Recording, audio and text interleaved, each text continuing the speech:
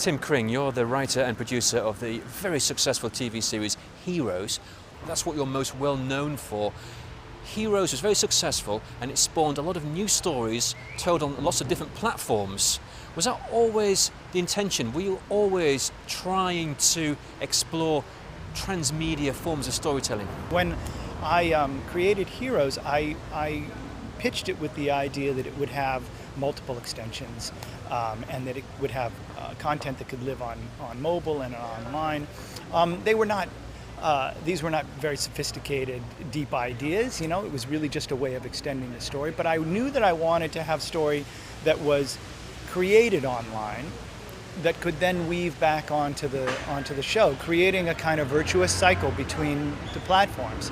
So in a sense, I was sort of reinventing the wheel of things that a lot of people have thought about, but just coming at it from my own need to try and reach the audience where they were.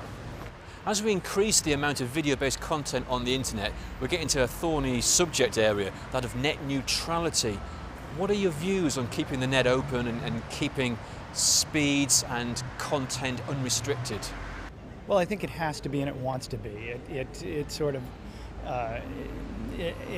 of inextricably sort of goes in that direction. And I know it's a very touchy subject and very controversial subject for lots of people, and you know, I'm not that aware of both sides of the issue, but I know that it is an issue that has to be talked about. And what about access to broadband? Because there are pockets out there in the world that don't have the same access to high-speed internet as others.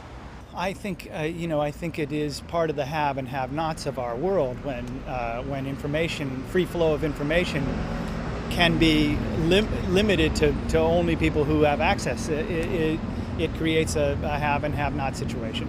And I think it's an economic must now, where we're seeing rural communities that have been finally connected to a broadband are now able to have a whole economy that drives in these sort of places that are generally cut off from